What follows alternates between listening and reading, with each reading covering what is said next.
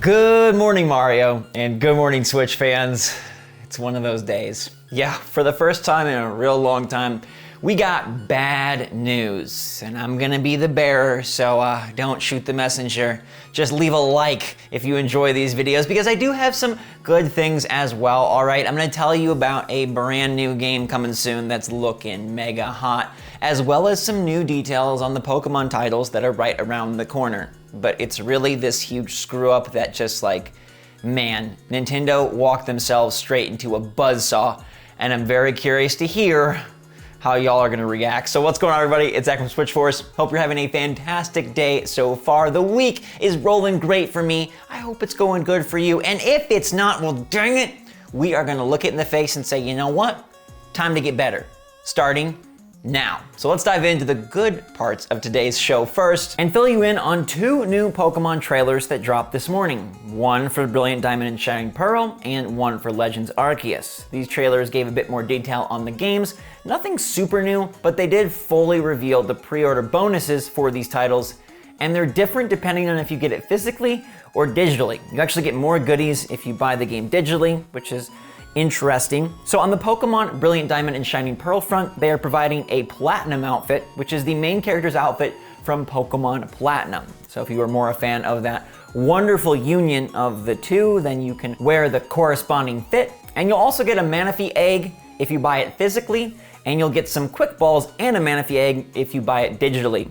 Now, if you decide you're gonna buy the double pack, which gives you both Brilliant Diamond and Shining Pearl, they did something similar with Sword and Shield. You also get 200 Pokeballs, which I think is just about as many of the basic Pokeballs as you could possibly need. Check the chart if you're extra curious. And on the Pokemon Legends Arceus front, they did a full blowout for Hisuian Zora and Hisuian Zoroark, and Zoroark gets the coveted normal ghost type designation, which is super sick. He looks fantastico, and they added new gear for that game as well.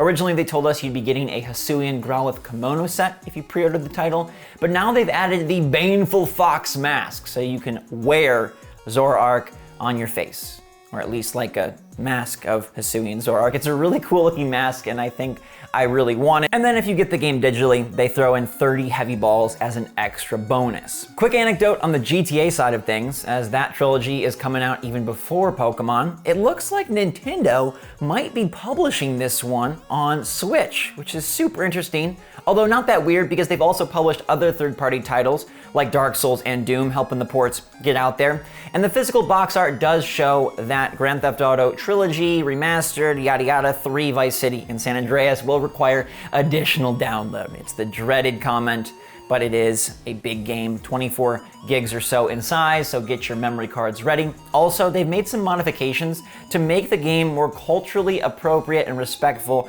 for the modern era. So they've removed some things like a Confederate flag, they've changed up some quests to be more respectful to certain groups, and honestly, I don't think that's betraying the original vision. I think it's being really smart and actually really kind to today's players. These games came out a long while ago, the world has changed, gamers have changed, and I'm glad that they are up to speed. Let me know in the comments down below if you appreciate that, and if you plan to pick up this game, even though the file size is quite large.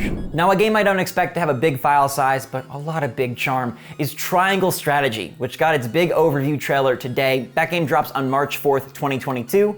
No delays in sight, and it's looking spectacular. All right, this is the one from the Octopath team, and they're doing their HD 2D, which is just so gorgeous. I feel like they've made it even more magical than before. The camera's panning, the boats are rocking, and the characters just look absolutely awesome. Choices factor in heavily along with the tactical gameplay. They say that your choices are gonna lead you down paths of conflict, and will you be moving more towards betrayal, hostility, or heartbreak? Now, this sounds very depressing, but the game does look like it's gonna have a really involved political storyline that hopefully won't be generic, but will instead be emotional. And I'm sure there'll be some victorious vibes as well. The combat looks in-depth and awesome. If you're a fan of Final Fantasy Tactics or Tactics Ogre, it's gonna be right up your alley. A very different style of combat than what we saw in Octopath Traveler, which impressed the heck out of me.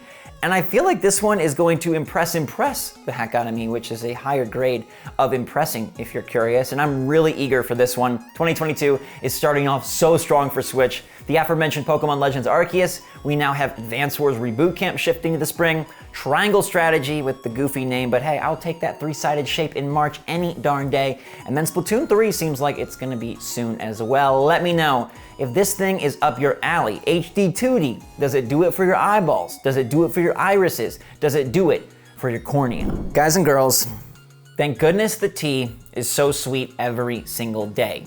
I loaded up with organic honey because this section of the show is about to get salty. All right, here comes the bad news. Here comes Nintendo screwing it up really, really bad. All right, as you may know, Nintendo Switch Online expansion pack dropped late last night.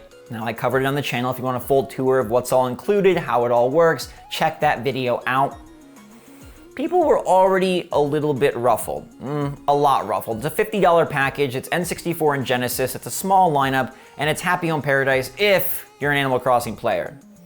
Well, I said that this didn't really seem like that exciting of a package when I covered it last night, but this morning, man, things have really taken a huge turn for the worse. Nintendo needed this launch to go off without any issue. They needed this to be smooth as a porpoise, sailing straight to Switches around the world. And instead, there is debacle and disaster at nearly every corner. The games are just messed up. The N64 games, which Nintendo should be nailing, those are their games, are just goofed in many, many ways. Let me run through some of what's going on here. First off, the graphics. All right, fog is mysteriously removed from certain games like Mario Kart 64 and Legend of Zelda Ocarina of Time. There's a direct comparison in Ocarina of Time where the water looks like a sludgy rock. It doesn't even look like water, it doesn't have reflection. The texture is just terrible. Why the fog is gone, I don't know. Did Nintendo blow on the cartridge too hard?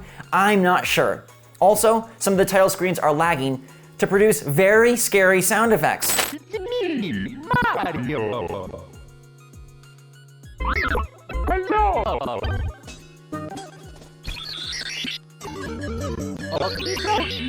Now look, I get Halloween's coming up, very cute Nintendo, but I don't think you meant to do this. I really don't think it was intentional. We've got reports of input lag, although some people are saying it's more severe input lag and others are saying no, it's just a little bit, but any input lag on an N64 game shouldn't be happening. There's control issues. There's no ability to remap the buttons. And certain games like Sin and Punishment are taking controls and shifting them to weird spots because the triggers are being used for multiple things and it's just not working out well. Mario 64 don't have rumble unless you access the Japanese version of the game. And even weirder yet, Mario Kart 64 is popping up with an alert saying you cannot save ghost data because there's no controller pack inserted. I thought this was the expansion pack. What the heck? How are these games not even in their best form, not even in their average form? They're in even worse state than they've been in the past. What is going on? This should be seamless emulation, and it should be super seamless considering the price that they are charging and the fact that they have not divulged or revealed any future plans. We don't know when more games are coming. We don't know if Game Boy is coming. We don't know if additional DLC will be included. All we know is that these games run awfully in many instances. All right, there's soundtrack that's stopping and starting in Mario Kart 64, there's frame rate issues, there's lag, it's just a mess. And at $50, you needed to nail this. It needed to be a home run just to keep people from throwing up their arms. But now it's like a roller coaster. Okay, $50 and we get this. Now, I don't know if Nintendo can fix this. I don't know how easy it is to rework the emulation that clearly is a problem across many games. It's not like just one little error. There are glitches and problems happening on almost all of the titles. And even setting that aside, they really just didn't do the most here. In fact, it seems like they did the bare minimum. They needed to do the most. We needed this to be the ultimate way to play these classic titles, and you can't even remap any of the buttons. The online service expectedly is just with friends, but man, it would have been so much better if it was with randoms. If I could matchmake into Mario Kart 64, maybe I'd forgive some of this and some of the price point. Instead, I'm left with just a dud of an upgrade. As of right now, it was an extra 2.5 times the price of my normal membership, and I don't even have Happy Home Paradise yet. Thank goodness I'm a big Animal Crossing player, because without that, I would feel pretty ripped off. November 5th, I'll get my $25 DLC, and that just about makes up for the amount I paid, but for everybody else, and even still, this is really bad. You know I'm a very positive guy, so it feels a little bad to just be so focused on the errors and the issues, but this isn't just one problem. And it's building on a problem that was spawned with a super high price tag. And when you're gonna ask your customers to pay that amount, you better deliver something that is crisp, performs well, and allows the players to not even think about these issues, but just enjoy the package that they purchased. That is not the case with the expansion pack as of right now. And so I had to give it to you as it is. Right now, it's a mess. I'm reporting to you what is going on out there, and it's not great. Now, many of you weren't planning on buying the expansion pack as is, and now I bet even less of you will consider picking it up in the future. They did bring back the N64 and Genesis controllers this morning, although the N64 controllers have already sold out once again. Scalpers gone crazy. So if I'm Nintendo, I better get out there right away and let people know that either A, we're fixing this, or B, we're bringing more games soon, or C, goodness gracious, announce some more DLC or a future system or something fast, because I think this is probably one of the worst two things that's ever happened in the Switch era. The other being the whole Joy-Con drift debacle. This feels like a botched launch, and some of you probably won't have the problems, and some of you will have ones I didn't even describe, but I'd love to know what you think about this. If you're a player who did pick up the expansion pack, let me know any issues you've had, and if you're someone that's on the fence, does this change your mind?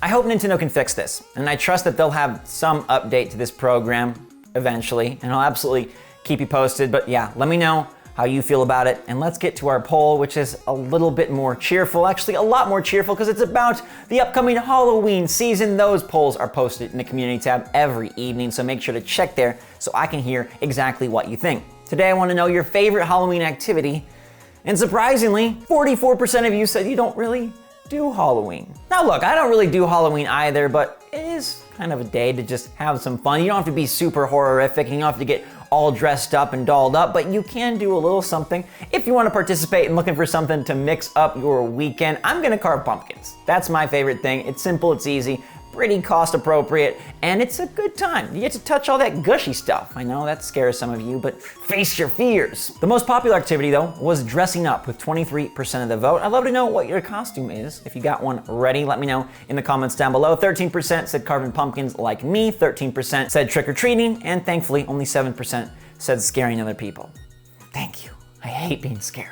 But you know what I love, and that is sharing the Nintendo news and fun with you every freaking day. Thank you for absorbing my passion, and thank you for giving me your support. I appreciate you all so very much. I hope you're all staying safe, staying healthy, staying happy, staying positive out there. I'll see you again on the next one, and until that time, everybody, love you lots. Hit that like button on your way out. SwitchForce out.